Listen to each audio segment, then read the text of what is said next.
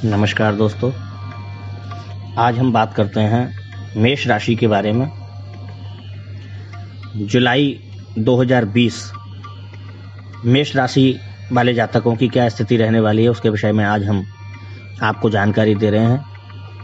मेष राशि के जो जातक हैं, इनको इस महीने कोई भी ऐसा कार्य करने से बचना चाहिए जो उनके मान को हानि पहुंचा सकता है। अपने भाइयों का सहारा बने और उनकी हर संभव सहायता करें। इससे आपको भी मजबूती मिलेगी, क्योंकि आपके भाई बहन आपके साथ होंगे तो आप हर काम में मजबूती से खड़े रह पाएंगे। दूसरे भाव में जो आपका उपस्थित शुक्र है, परिवार में शुभ कार्य कराने की ओर इंगित करता है। यदि परिवार में अभी तक कोई शुभ कार्य नहीं हुआ है तो इस महीने शुभ कार्य होने की संभावना रहेगी। इसके अतिरिक्त तीर्थ यात्रा पर जाने की संभावना बनेगी। आपका आचरण काफी धार्मिक होगा और धर्म कर्म के कार्यों में आप बढ़ चढ़ कर के हिस्सा लेंगे, जिसकी वजह से समाज में मान सम्मान भी बढ़ेगा, आपका नाम भी होगा। स्वास्थ्य, परिवार और आर्थिक जीवन, इन तीनों ही मामलों में थोड़ा संभल कर इस महीने में आपको चलना होगा, तभी आप स्थितियों से पार पा पाएंगे, उनको जीत पाएंगे। अब बात करते हैं आपके कार्यक्षेत्र की।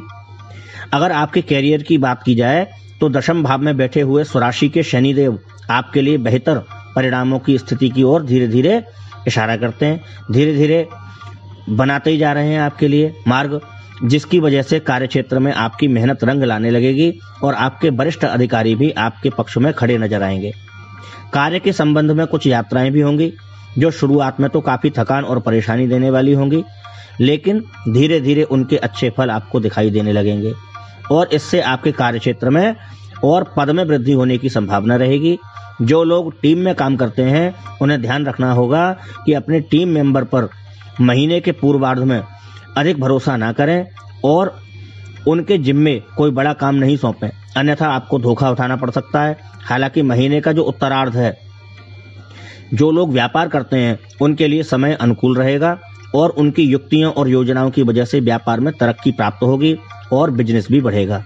अब बात करते हैं आपकी आर्थिक स्थिति की। आर्थिक दृष्टिकोण से देखें तो इस महीने आपको मिश्रित परिणाम मिलेंगे, लेकिन आपको इस बात का ध्यान रखना होगा कि आपकी आमदनी पूर्व के मुकाबले थोड़ी सी कम हो सकती है।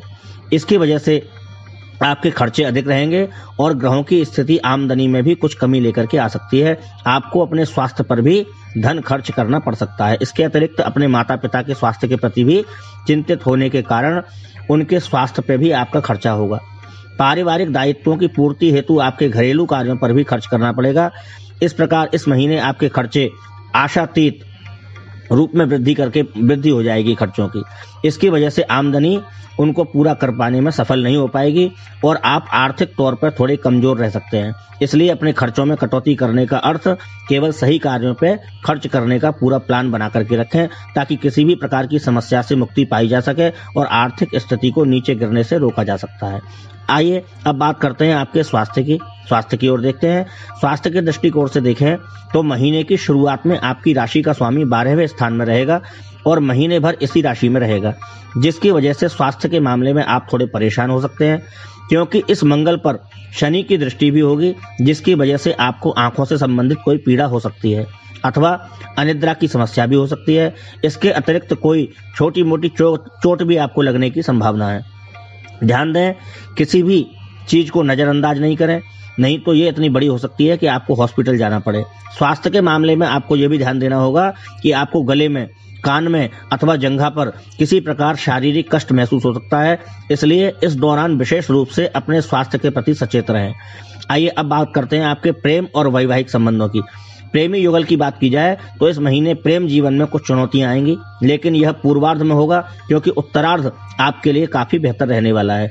आपका कोई दोस्त भी आपसे प्रेम का इजहार कर सकता है या फिर आपको अपने किसी दोस्त में विशेष रुचि हो सकती है।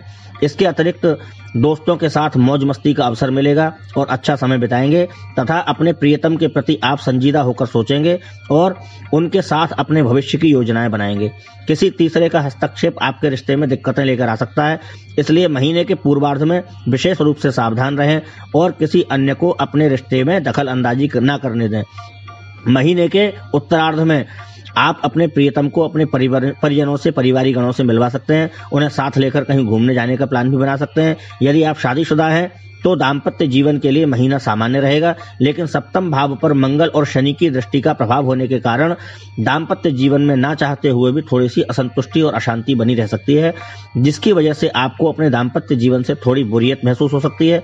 लेकिन आप एक समझदार व्यक्ति हैं जो हर बात के दोनों पहलू को जानना पसंद करते हैं। बेहतर होगा कि आप अपने दाम्पत्य जीवन को बेहतर बनाने का प्रयास करें और इसके लिए अपने जीवन साथी के साथ बैठ करके समय बिताएं, उनसे बातचीत करें, ताकि आप आपसी बातचीत से समस्याओं को हल करके समय को आगे बढ़ाने और दाम्पत्य जीवन का आनंद उठाने में आप कामयाब हों। इस दौरान आपका जीवन साथी किसी सुदूर यात्रा पर आपके साथ जा सकता है, विशेष रूप से किसी तीर्थ यात्रा पर। आप दोनों का मिजाज काफी धार्मिक होगा, जिसकी वजह से मन में धीरे धीरे शांति आएगी।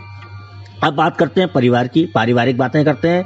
अगर आपके पारिवारिक जीवन पर दृष्टि डाली जाए तो महीने के पूर्वार्ध उत्तरार्ध की अपेक्षा कुछ अच्छा रहेगा। हालांकि उत्तरार्ध में स्थितियों में थोड़ा बदलाव आ सकता है, क्योंकि सूर्य जो आपके तीसरे भाव में गोचर कर रहा है, महीने के उत्तरार्ध में आपके चतुर्थ भाव में गोचर करेगा, जहां पे शनि की दृष्टि दशम भाव से पड़ रही है। ऐसे में सूर्य और शनि के प्रभाव से आपके माता पिता का स्वास्थ्य पीड़ित हो सकता है और आपके और उनसे आपसी संबंध भी बिगड़ सकते हैं। घर में अशांति और असंतुलन हो सकता है। इस सब को बचाने के लिए आपको खुद आगे आना होगा और यह समझना होगा कि घर का वातावरण बेहतर बनाने के लिए आप क्या कर सकते हैं। दूसरे भाव में बैठा हुआ स्वराशि का शुक्र आपके कुटुंब को प्रेम पूर्ण वातावरण में बनाए रखेगा।